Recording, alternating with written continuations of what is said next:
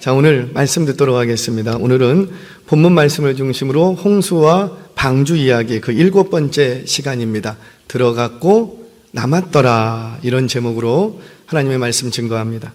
성경은 구원에 관한 책입니다. 아멘이세요?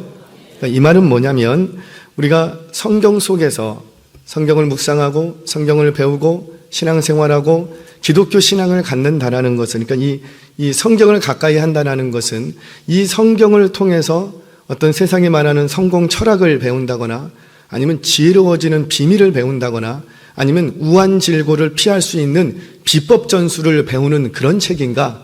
아니라는 거예요. 기독교 신앙은 구원에 의한, 구원을 위한, 구원을 향한 신앙이라는 거예요. 아멘이세요? 그 기독교 신앙을 털털 털어서 꽉 짜갖고 나오는 한 방울이 있는데 그거는 뭔가? 바로 구원이라는 거죠, 구원.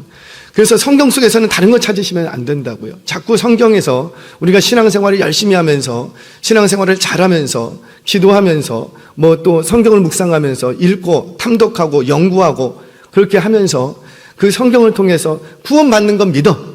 구원 받았으니까 이제 구원 말고 뭐 좀 다른 거 없습니까? 왜 구원만 얘기하십니까? 구원 말고 성경 66권이 이렇게 두꺼운데 구원 말고 뭐 하나 또 있지 않습니까? 그거 좀 나 좀 주세요 라고 하시면 안 되는 거예요. 기독교 신앙은요, 다른 걸 쫓지 않습니다. 구원을 쫓는 신앙인 줄로 믿으시기 바랍니다. 그래서 우리는 성경에는 구원의 도가 나타나서 인류가 범죄한 이후에 하나님께서 어떻게 구원 사역을 이루어 가시는가, 십자가 구속 사역을 이루어 가고 완성해 주시는가를 보여주는 책이 바로 성경책이라는 거예요. 이를 성경책에, 그래서 이를 구원사상 이렇게 얘기합니다. 그래서 창세기부터 계시록까지 어디를 펴도 구원사상이 쭉 흘러가고 있어요. 그래서 신앙생활을 얼마나 오래 했는가, 내가 어떤 직분을 가지고 있는가, 심지어 목사가 됐을지라도 그걸로 신앙의 성숙도를 결정하는 것이 아니라 신앙의 성숙도는 나의 신앙 속에, 나의 믿음 속에, 나의 가치관 속에 얼마나 구원 사상으로 젖어 있는가, 얼마나 구원 사상이 나를 이끌고 가고 있는가, 그 구원 사상이 얼마나 젖어 있는가에 따라서 신앙의 성숙도가 결정되는 거예요. 오늘 이야기를 시작하면서 구원의 사상, 구원 사상에 대해서 조금 얘기를 드리면서 오늘 말씀을 풀어가겠습니다. 성경에는 이런 구원 사상이 쭉 흘러가고 있어요. 대표적인 구원 사상 몇 가지를 여러분들하고 좀 나눕니다. 먼저는 첫 번째는 성경이 말하는 구원 사상 중에 하나는, 그러니까 십자가 구속 사건을 보여주기 위해서, 여기로 달려가기 위해서 보여주는 구원 사상 하나가 있는데 바로 여자의 후손 사상이라는 거예요. 자, 성경을 보겠습니다. 창세기 3장 15절 말씀. 하나님께서 범죄한 이후에 뱀에게 하시는 말씀이었어요. 우리 같이 한번 읽겠습니다. 시작. 내가 너로 여자와 원수가 되게 하고 내 후손도 여자의 후손과 원수가 되게 하리니 여자의 후손은 내 머리를 상하게 할 것이요 너는 그의 발꿈치를 상하게 할 것이니라 하시고. 아멘. 자막 그대로 좀 띄워놔 주세요. 내가 너로, 그러니까 저기서의 내가 너라는 것은 지금 누구한테 이야기를 한다 그랬어요? 글쎄요. 뱀. 범죄한 이후에 뱀에게 하시는 얘기예요. 그러니까 뱀에게, 자, 내가 너로, 그러니까 뱀 너로 여자의 후손과, 여자와 뭐가 되게 되고 원수가 되게 하고 내 후손, 그러니까 내 후손이면 누굴 얘기해요? 뱀의 후손을 얘기하는 것이지요. 뱀의 후손은 뱀의 후손은 뭘 얘기할까요? 사단 마귀를 얘기하는 거예요. 뱀의 후손. 그 뱀의 후손도 여자의 후손과 뭐가 되게 하고 원수가 되게 했다. 그 여자의 후손은 내 머리를 상하니까, 내 머리면 누구 머리를 얘기하는 거예요? 뱀의 머리를 상하게 할 것이요 너는 여기서의 그는 누굴 얘기해요? 여자의 후손을 얘기해요. 그의 발꿈치를 상하게 할 것이다. 이 말씀을 이스라엘 백성들은 메시아의 말씀, 구원주가 예언된 메시아 예언 사상으로 딱 받아들이게 됩니다. 자, 왜 그런지 설명합니다. 일단 지금 여자의 후손이 뱀의 머리를 상하게 하고, 뱀은 그의, 자막 그대로 띄워주세요. 뱀은 그의 발꿈치를 상하게 할 것이다. 이 사건이 이 이야기가, 예언의 이야기가 인류 역사 속에서 실현된 적이 있어요. 언제였을까요? 그렇죠. 이것이 십자가 사건이라는 거예요. 십자가 사건은 뭐였어요? 우리 입장에서는 예수님이 생명을 잃는 죽는 사건, 그래서 그걸로 끝나는 줄 알았는데 그것이 아니라 그 사건은 뱀의 후손 사단 마귀가 예수님을 뭘 무는 사건이었고, 목숨을 빼앗는 것 같지만 실제로는 뭘 무는 사건이고, 그렇죠. 발꿈치를 무는 사건과 같은 것이었다. 그런데 우리 예수님께서 그 십자가에서 죽임당하시고 다시 부활하심으로 뭘 정리해버리시고, 그러니까 사단과 마귀의 머리를 박살낸 거예요. 사단 마귀의 머리, 우두머리가 있는데 그게 뭔가? 바로 죽음이라는 거죠. 사단 마귀가 내놓는 이 죽음 앞에는 그 누구도 피할 수가 없어. 사단 마귀의 대장되는 게 뭐냐면 죽음이라고요. 그런데 우리 예수님께서 십자가에서 죽으시고 부활하심으로 죽음을 이기심으로 뭘 박살내신 거예요? 뱀의 머리를 박살내신 거예요. 자, 그렇다면 도대체 왜 여자의 후손이 예수님을 가르치는가? 자, 저와 여러분은, 모든 인류는 남자의 후손일까요? 여자의 후손일까요? 우리 여성분들이 대다수를 차지하지만 죄송합니다. 모든 인류는 여자의 후손이 아니고 남자의 후손. 그래서 우리가 아이를 낳으면은 다 누구 성을 따라가고, 왜 여자 성을 안 따라가고 남자, 왜 그러냐면 모든 생명체는 남자로부터, 남성으로부터 생명이 시작이 됩니다. 우리는 어린아이들은 엄마의 몸에서 출생을 하니까 엄마가 나를 낳아주셨다 이렇게 생각하지만 조금만 공부를 하면 모든 생명의 시작은 누구로부터 시작되고, 그렇죠? 남자로부터 시작이 돼요. 남자로부터 생명이 시작돼서 여자의 몸에서 10개월 동안 있다가 출산이라는 것을 통하여서 이 땅에 출생하게 되는 거지요. 그러니까 모든 생명은 남자로부터 시작됩니다. 너희 그래서 가정에서도 남편을 자꾸 머리로 두라는 이유는, 이거는 남성 차별하는 것이 아니고 생명의 질서를 따라서 그 남자가 없어져 버리면 어떻게 되는데? 그 가정에 생명이 없어. 후손이 없어. 그런 의미에서 생명의 질서를 따라서 남편을 공경해야 된다. 복종해야 된다. 이렇게 말씀하시는 거지. 남성, 여성 성별에 의해서 뭘 결정하는 것이 아니었다라는 거예요. 자, 우리는 하나님을 향해서 아버지라고 불러요? 어머니라고 불러요? 요즘 종종 어머니라고 부르시는 분들도 계세요? 건강한 교회, 정통교회는 절대 하나님을 향해서 어머니라고 부른다, 안 부른다? 안 부른다. 근데 우리 주변에 하나님을 어머니라고 부르고 어머니 하나님도 찾고 아버지 하나님도 찾는 이상한 이단이 있어요. 자, 그들은 왜 하나님을 어머니라고 부르는가 봤더니 여러 가지 이유가 있어요. 여러 가지 이유 중에 하나가, 하나님의 모양과 형상대로 남자와 여자를 만들지 않았냐? 하나님의 모양과 형상대로 남자와 여자를 만들었으니 하나님에게도 어떤 형상이 있고, 남자의 형상이 있고 여자의 형상이 있어서 남성 하나님, 여성 하나님이 있지 않겠느냐라고 생각하고 주장하는데 아니에요. 그렇다면 왜 우리 정통교회는 하나님을 아버지라고 부르는가? 이 아버지라고 부르는 것은 젠더의 의미, 성별의 의미에서, 남성의 의미에서 아버지라고 부르는 게 아니라고요. 우리 하나님은 모든 생명의 근원이 되십니다. 우리 하나님은 모든 생명의 시작이 되십니다. 그런 의미에서 하나님은 생명의 근원, 생명의 시작이라는 의미에서 아버지라고 부르지, 남성, 여성을 따져서 하나님을 남자로서 아버지라고 부르는 것이 아니라는 거예요. 우리 하나님은 성별이 있다, 없다?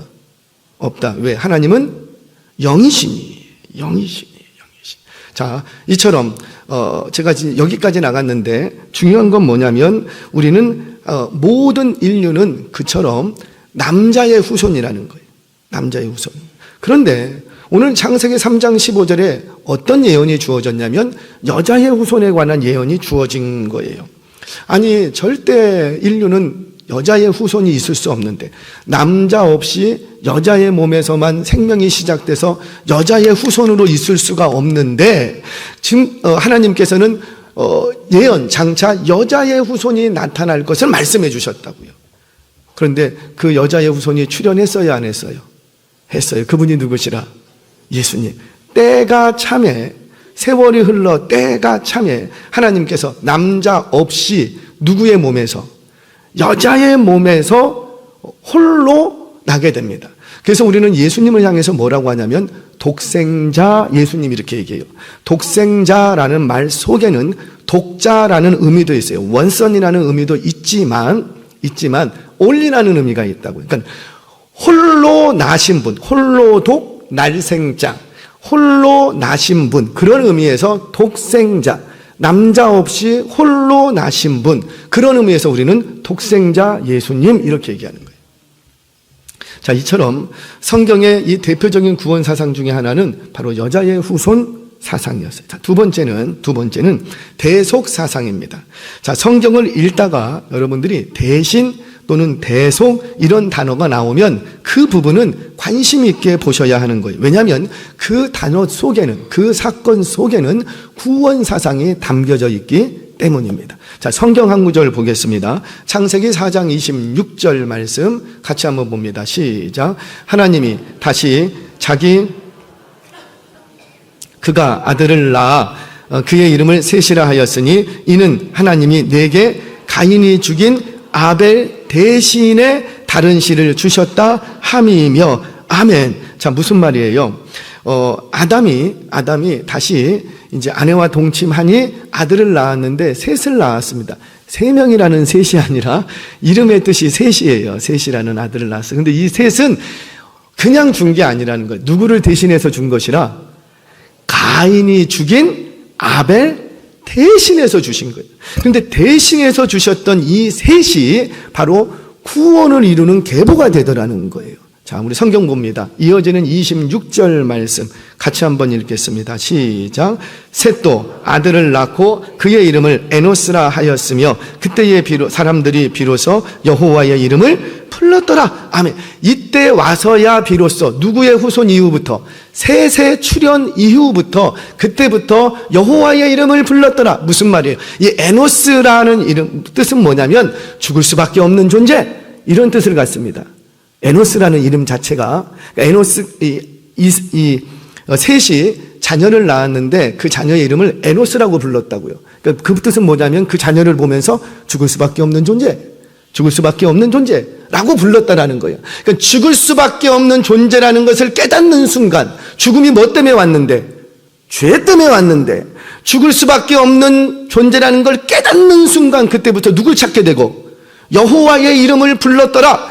주님, 나를 이 죽음에서 건져주세요. 죄의 형벌로부터 건져주세요. 구원주를 찾게 됐다라는 거예요. 하나님을 찾고 구하고 하나님 안에서 구원의 길을 발견하기를 원했다라는 거예요. 근데 이 시작이 누구부터라? 셋. 바로 가인이 죽였던 아벨 대신해서 주셨던 그 대신 주셨던 이 사건 속에 바로 장차 우리 죄를 위하여서 대신 십자가 죽으실 예수님의 대속 사건을 담아놓았다라는 겁니다. 이처럼 성경에는 여자의 후손 또는 대속 사상 이런 것들이 구원 사상으로 흘러갑니다. 근데 오늘 다른 한 가지가 있는데 저와 여러분이 오늘 본문 속에서 발견해야 될 구원 사상 하나가 더 있어요. 그게 뭐냐면 남은 자 사상이라는 겁니다. 남은 자 사상. 오늘 본문을 보겠습니다. 23절 같이 읽겠습니다. 시작. 지면의 모든 생물을 쓸어버리니 곧 사람과 가축과 기는 것과 공중의 새까지라. 이들은 땅에서 쓸어버림을 당하였으되 오직 노아와 그와 함께 방주에 있던 자들만 남았더라. 홍수 심판으로 인하여서 다 쓸어버렸는데 남은 자들이 있더라는 거예요. 누구만 남았더라? 그렇죠. 노아와 그와 함께 방주에 있던 자들이 남았더라. 그러니까 그 안에 누가 있든지 간에 누가 남았더라? 방주에 있던 자들만 남았더라. 이것이 바로 남은 자 사상입니다. 남은 자. 자, 여기서 남았다라는 말은 샤르라는 말인데 이 샤르가 쓰이는 성경의 용례를 보면 크게 두 가지예요. 하나는 죽음을 피하고 살아남은 자들을 가르칠 때 샤르라는 단어를 씁니다. 또는 고통과 고난과 역경을 이겨내고 견뎌낸 자들을 얘기할 때 샤르라는 단어를 써요. 그러니까 뭔가 고난과 역경 또는 이런 어떤 심판 속에서 죽음을 피하고 고난을 견뎌내고 남은 자들을 성경에서는 샤르라고 얘기한다라는 거예요. 자, 그런데 여기서 중요한 건 뭐냐면 하나님께서 이 남은 자들을 통해서 하나님의 구원 약속을 이루어 가더라는 거예요. 여러분 생각해 보세요. 남은 자예요. 전쟁이 있어요. 능력 있고 지혜 있고 돈 많던 사람들이 많이 있어. 집도 몇 채씩 가지고 많이 있어. 유력한 인사들이 많이 있어. 근데 한번 전쟁이 났습니다. 전쟁이 나니까 다 어떻게 되고? 다 무너지고 다 쓰러지고 다 죽어버려. 그럼 그 전쟁통에 남은 자들이 있어요. 그럼 남은 자들은 뭔가 많이 가진 자들이에요? 아니면 뭔가 다 잃어버리고 아무것도 없는 자들이에요? 그렇죠. 없는 자들. 그러니까 남은 자들의 특징은 뭐냐면 가진 게 없어. 머리부터 발끝까지 성한 것이 하나 없어. 그 전쟁의 총칼 앞에 살아남기 위해서 이리 피하고 저리 피하고 이리 도망가고 저리 도망가고 도망가던 그런 인생이었다고요. 그러니까 이 남은 자들은 이렇게 돌아보면 뭐 하나 제대로 갖추고 있는 게 없어. 너무나도 연약해. 너무나도 비참해. 그런데 우리 하나님께서는 그 남은 자를 통해서 오늘도 구원의 역사를 이루어 가시더라는 거예요. 룻기를 보면 이게 잘 드러납니다. 룻기를 보면. 룻기 1장 3절 5절 말씀 우리 같이 한번 읽어볼까요? 시작.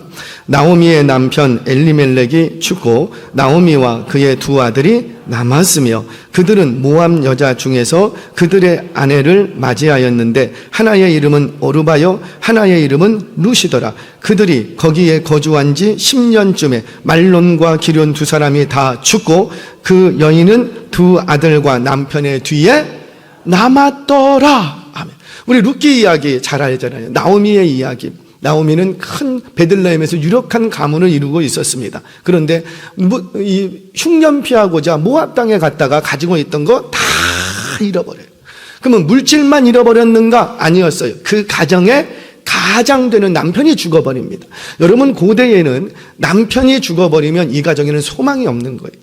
그런데 감사하게도 이 가정에 소망이 있었대요. 누가 소망이었어요? 남편은 죽었지만 누가 남았더라? 그렇죠. 두 아들이 남은 거예요. 그러니까 남편이 죽었지만 두 아들이 남았으니까 지금 비참하고 절망스러운 상황이지만 남은 두 아들로 인하여서 소망을 가질 수가 있는 거예요. 그런데 10년쯤 지나니까 어떤 일이 벌어지고 그 남아있는 두 아들도 죽어버렸어. 그러면 남편 죽고 가진 재물 다 없어지고 아들 둘도 다 죽어버렸으면 이 가정엔 소망이 있어요, 없어요? 아무것도 없어. 이 여인이 젊은 여자인가? 아니라고요. 나오미는 이제는 나이가 먹을 때만큼 먹어서 더 이상 후손을 볼 수 있는 나이도 아니고 이 가정에 소망이 없어. 그런데 그 절망적인 가진 거 다 잃어버리고 남편 죽고 아들 죽고 남은 게 하나도 없는 머리부터 발끝까지 이반 땅에서 상하지 않은 것이 하나도 없는 그 나오미에게 소망이 생깁니다. 왜 소망이 생기는 거예요?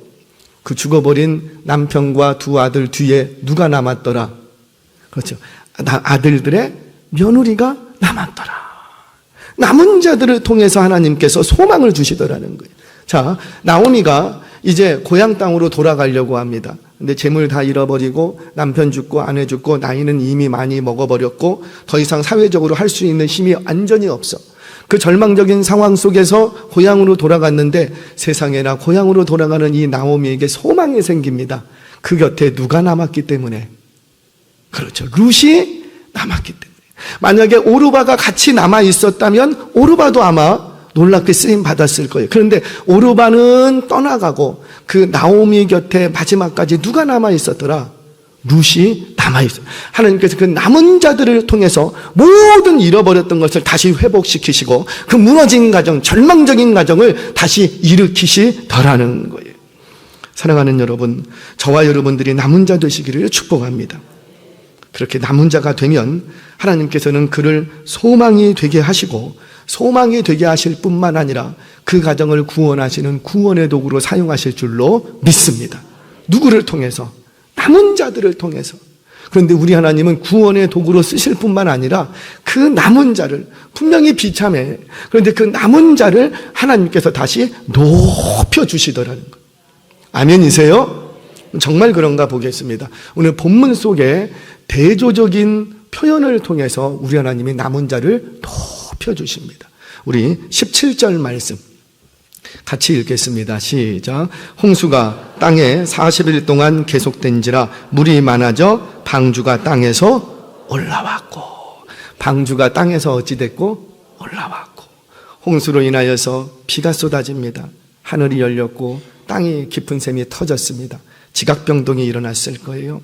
그런데 그렇게 평소 때는 높은 산, 도저히 오를 수 없는 산, 주님, 우리 가정이 어떻게 저 높은 산에 올라가야 되겠, 우리 자녀가 좀 저 높은 산에 좀 올라갔으면 좋겠습니다. 그러고 그 높은 산을 바라봤는데 홍수가 나니 어찌 되고, 그 높았던 산들은 낮아지고, 낮았던 노아의 가족들은 어떻게 지고 높아지더라. 성경 봅니다. 17절, 18절, 20절 말씀 같이 한번 읽겠습니다. 시작. 물이 더 많아져 땅에 넘침에 방주가 물 위에 떠다녔으며 물이 땅이 더욱 넘침에 천하의 높은 산이 다 잠겼더니 물이 불어서 15규빗이나 오르니 산들이 잠긴지라. 아멘. 보이십니까? 우리 하나님께서는 그 홍수 심판 가운데 남은 자들을 높여 주시더라는 거예요. 물이 점점 많아져서 그 높았던 산들은 낮아지고, 그 찬란했던, 휘황찬란했던 내가 얻지 못했던 땅은 다 가리워지고, 그렇게 바라보기만 했던 그곳으로 우리 하나님은 저와 여러분들을 높여 주시더라는 거예요. 사랑하는 여러분, 여러분들의 가정에 홍수가 왔습니까? 주중에도 이렇게 전화를 받으면 우리 가정에 홍수 왔습니다. 홍수 왔습니다. 우리 가정에 육체의 질병의 홍수가 터졌습니다. 질병의 홍수가. 의사가 고칠 수 없답니다. 방법이 없답니다. 나 너무 괴로워서 죽고 싶습니다. 의욕이 없습니다. 소망이 없습니다. 질병의 홍수가 터졌다고 연락이 오시는 분들이 계세요. 어떤 가정은 목사님, 물질의 홍수가 터졌습니다. 우리 가정 이 물질이 있으면 괜찮을 줄 알았는데 하늘이 터져버렸습니다. 부도가 났습니다. 우리 가정 핏더미 위에 앉아있게 됩니다. 물질의 홍수가 터졌어요. 어떤 가정은 관계의 홍수가 터졌어요. 관계. 저 사람이 나를 모욕합니다. 저 사람이 나를 분명히 약속했는데 모른 척합니다. 그때 계약서를 안 써놨더니 구두로만 서로 믿고 했더니 안 받았다고, 돈 받아놓고도 안 받았다고 하고, 주지도 않고 좋다고 하고, 내가 정말 이 관계의 흉년이, 관계의 홍수가 터졌습니다. 사랑하는 여러분, 그 홍수 속에서 남은 자를 통해서 우리 하나님은 지금도 역사하시는 줄로 믿으시기 바랍니다. 그래서 이런 홍수가 날 때는 여기 계신 여러분들이 남은 자 되어 주셔야 돼요. 가정의 남은 자가 되어 주셔야 돼요. 믿음 있는 아내가 남은 자가 되어 주셔야 되는 거예요. 없는 것, 부족한 것 때문에 원망하고 불평하기보다 남은 것, 그거 아무리 하찮아도 그 남은 것 그거 붙들고 하나님이 이루실 구원 계획을 기대하시기를 바랍니다. 아무리 비참한 상황 가운데 떨어져 있어도 제발 살아만 계세요. 나 죽겠다고 하지 마시고, 그 죽을 목숨이라 할지라도 살아 계세요. 살아만 계시면 하나님 일하십니다. 여러분, 아무리 힘들고 어려워도 우리 가정 여기서 끝장났습니다 해도 가정을 지키세요. 가정을 지키면 그 지키는 그 남은 자를 통해서, 물론 그는 힘들 거예요. 왜? 남은 게 아무것도 없거든. 자신의 머리부터 발끝까지 상할 대로 상해서 이 심장은 절기절기 다 찢어져서 남은 게 하나도 없을 거예요. 그런데 그래도 가정을 지키고, 그래도 죽을 목숨이라도 붙드시고 살아 계시면 반드시 그 남은 자를 통해서 우리 하나님은 여러분들의 가정을 다시 높여주실 줄로 믿으시기를 바랍니다. 그래서 우리는 남은 자가 되어야 돼요. 자, 그러면 도대체 남은 자가 된다는 게 뭘 의미할까? 도대체 어떻게 해야 남은 자가 될까? 오늘 본문을 보니 남은 자들은 어디 안에 들어가야 되고, 그렇죠? 방주 안에 들어가야 남은 자가 되는 거예요. 그렇다면 방주 안에, 우리가 뭐 어디 여기 방주가 있어서 들어가겠어요?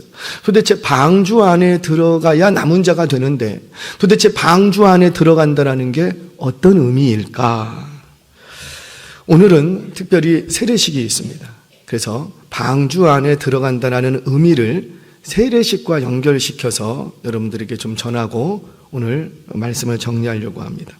여러분, 방주 안에 들어간다는 것은 기억하세요. 교회에 출석한다거나 내가 등록교인이 되고 교회의 일원이 되었다고 해서 방주 안에 들어가는 게 아니랍니다.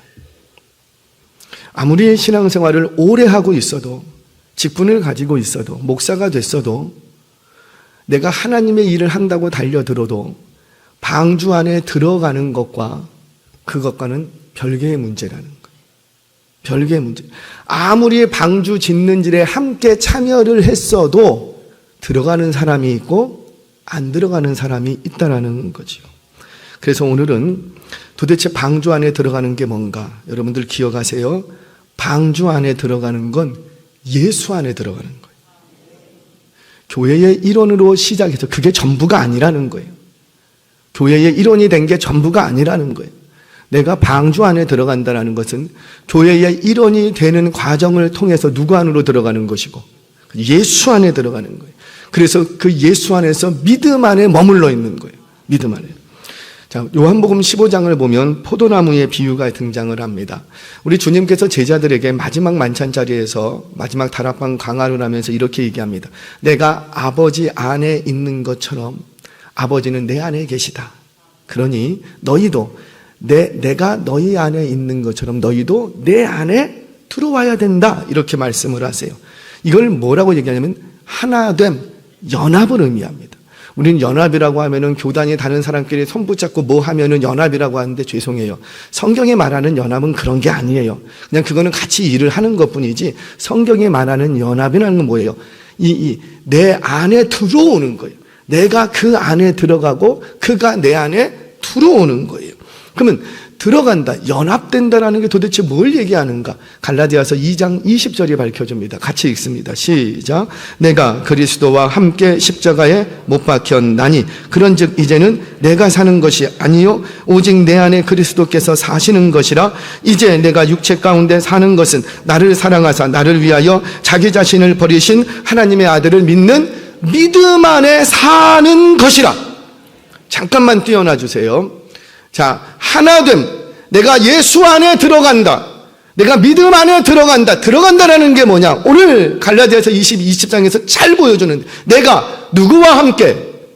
그리스도와 함께 십자가에 못 박혔나니. 못 박혔나니. 이미 과거에 예수님 2000년 전에 십자가에 못 박혀 죽으실 때 그때 누구도 같이 죽고 나도 같이 죽고 믿음으로 연합된 거죠. 믿음으로 받아들이는 거예요. 나도 죽고 그때 죽고 그런즉 박혔나니 죽었나니 이제는 지금은 내가 사는 것이 아니요 이제까지는 내가 주인 되어서 내 속에 내가 살았는데 이제는 내가 사는 것이 아니요 오직 누가 내 안에 그리스도께서 사시는 것이라. 살았던 것이가 아니라 사시는 것. 어제도 살고 오늘도 살고 내일도 사시는 것. 아이고 그런데 목사님 저는 육체 가운데 있는데 이제 그럼에도 불구하고 내가 육체 가운데 이 몸뚱아리 가지고 이 땅에 사는 것은 나를 사랑하사 나를 위하여 자기 자신을 버리신 하나님을 믿는 하나님의 아들을 믿는 믿음 안에서 사는 것이라. 아멘이세요? 이게 바로 하나됨 연합. 내가 그리스도 안에 들어가는 것이라고요. 이게 뭐예요? 방주 안에 들어갔다는 의미예요. 방주 안에 들어갔다는 것은 그냥 이 몸뚱아리만 그 안에 들어갔다 그런 의미가 아니라 이제 하나님께서 열어놓으신 이 홍수 심판 가운데 열어놓으신 구원의 길로 들어갔다라는 거예요. 그 구원의 길이 누구신데? 예수 그리스도. 그 예수 그리스도께서 가신 그 길이 구원의 길이요 생명을 얻는 길이라는 거예요. 저와 여러분들 예수 안으로 들어가시기를 바랍니다. 방주 안으로 들어가시기를 바랍니다. 오늘 세례식이 있어요. 여러분 세례라는 게 뭐예요? 여러분 세례는 기독교 종교의식이 아니에요. 굳이 따지자면 기독교 모든 활동 중에서 가장 기뻐하고 감격해야 될 날이 오늘이에요. 근데 어두워. 웃어요. 오늘 가장 기뻐하고 즐거워야 돼요. 교회가 가장 애통해하고 슬퍼해야 될 날이 언젠가. 교회가 뭐 코로나 때문에 문 닫아갖고 그래서 슬퍼하고 괴로워. 그것도 슬프고 괴로우죠. 그런데 우리 교회가 가장 슬퍼하고 괴로워해야 될 일은 이번에 세례식이 있는데 세례받는 사람이 없어.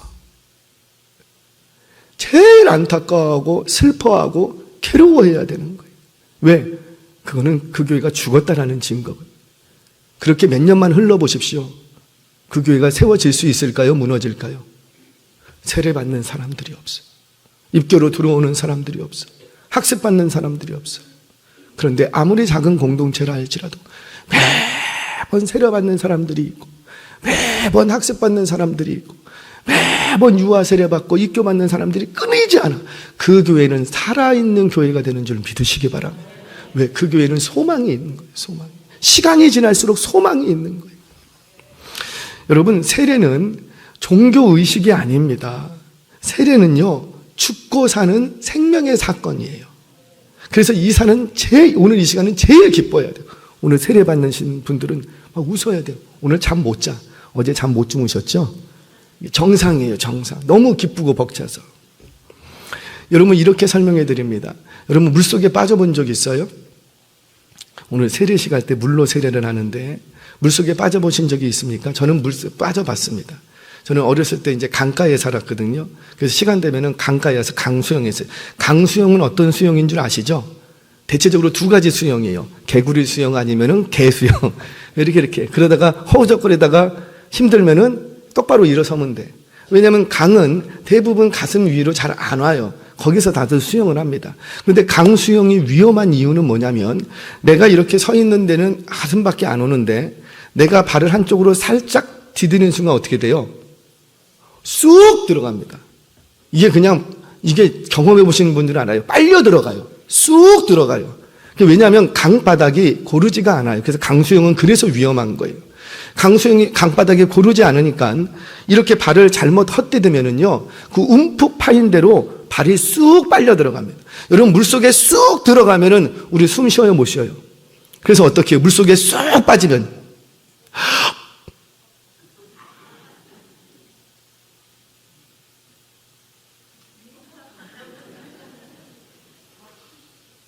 누가 건져주지 않으면 살아요, 죽어요? 죽어요. 왜? 숨을 못 쉬었기 때문에. 지금 당장은 내가 뭘 하지만 하는 순간 시간이 조금만 지나면 죽는 거예요. 그게 물에 빠져간다는 겁니다. 그런데 우리가 언제 살게 돼요? 건짐받으면서 숨쉬기 시작할 때 사는 거예요. 그와 같은 것이 세례라는 거예요. 오늘 물 세례를 하는데 이전에 나는 옛사람은 이 물속에서 나는 죽고, 옛사람은 숨 못 쉬어.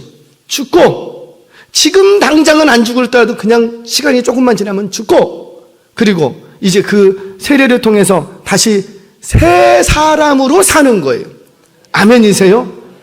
물론 세례를 받았다고 거듭난 것은 아니지만 거듭난 이들은 세례를 받습니다. 왜? 내 심령이 이제는 옛사람은 예수 그리스도와 함께 물속에서 죽고 이제 예수 그리스도와 함께 이 물에서 건짐받아서 다시 살고, 이것이 바로 세례의 의미라는 거예요. 그러니까 오늘 세례를 받으시는 분들은 그저 종교의식을 하는 것이 아니라 나의 옛사람은 죽고 죄된 본성은 오늘 이 시간 죽고 새 사람으로 예수께서 다스리시고 예수께서 주장하시고 예수의 이름과 예수의 영광으로 사는 새 사람으로 다시 사는 것, 그것이 오늘 세례의 의미라는 거예요. 그런데 오늘 본문을 보니 이 세례 사건이 어디서 일어났는가? 홍수가 참나 많은 넘치는 그 사건 속에서 방주 안에 들어간 자들이 홍수 속에서 살게 되더라는 거예요. 사랑하는 여러분, 오늘 이 시간 저와 여러분들 방주 안으로 들어가시기를 바랍니다. 홍수가 창궐한 이 세상 속에서 예수 안으로 들어가는 거예요. 하나님이 열어놓으신 생명의 길로 들어가는 거예요. 들어가서 예수와 연합하는 거예요. 들어가서 이제는 내 안에 내가 사는 것이 아니라 내 안에 예수께서 주인이 되어주셔서 예수께서 나를 대신에 살아주시는 거예요. 그것이 바로 세례라는 의미입니다. 오늘 세례받는 분들, 여러분은 지금 기독교 의식에 참여하는 것이 아니랍니다. 종교 의식에 참여하는 것이 아니에요. 그 옛날 홍수 심판 속에서 다 죽어야 될 그 시대 속에서 생명의 건짐을 받는 것처럼 여러분들은 이 부패하는 시대 속에서 다 홍수 심판으로 면해야 될 이 시대 속에서 오늘 방주 안으로 들어가는 시간이라는 거예요. 그래서 오늘 새 생명을 얻는 날입니다. 예수 안으로 들어가 나의 옛사람은 죽고 내가 주인 되어서 인생 나의 욕망과 육체의 정욕을 쫓았던 나는 죽고 이제는 예수로 사는 인생을 시작하는 거예요. 그것이 바로 세례입니다. 오늘 이 세례 예식을 통해서 홍순 심판 속에서도 구원을 얻었던 노아의 가족처럼 이 시간 예수 안으로 들어가 새 생명을 얻고 누리는 저와 여러분들 되시기를 바랍니다. 말씀을 정리합니다. 구원은 남은 자들을 통해서 이루어집니다. 남은 자는 그 시대 속에서 소망이 되는 거예요. 남은 자가 그 가정과 그 공동체의 소망이 되는 거예요. 홍수가 범람하는 심판과 재앙 속에서 남은 자가 되려면 방주 안으로 들어가야 된답니다. 홍수 심판 속에서 하나님이 열어놓으신 생명의 길, 예수 안으로 들어가 예수와 연합된 삶을 사는 거예요. 내가 그리스도와 함께 십자가에 못 박혔나니 그런즉 이제는 내가 사는 것이 아니요 내 안에 오직 그리스도께서 사시는 것이라. 이제 내가 육체 가운데 이 몸뚱아리, 이 썩어질 몸뚱아리를 가지고 이 땅에 사는 것은 내 이 썩어진 몸뚱아리를 위하여 사는 것이 아니라 나를 위하여 자기 자신을 십자가에 내어주신 그 하나님의 아들을 믿는 믿음 안에서 사는 것이라. 방주 안에 들어갔습니까? 그러면 제발 교회의 구성원으로 된 것으로 만족하지 마시고 이제 구원을 이루어가는 삶을 시작하시기를 바랍니다.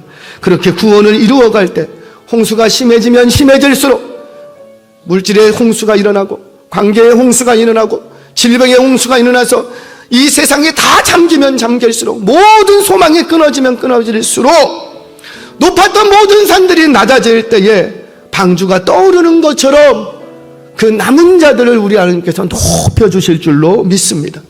그날을 기대하며 오늘도 방주 안에서 그리스도와 연합된 삶을 시작하시길 주의 이름으로 축원합니다.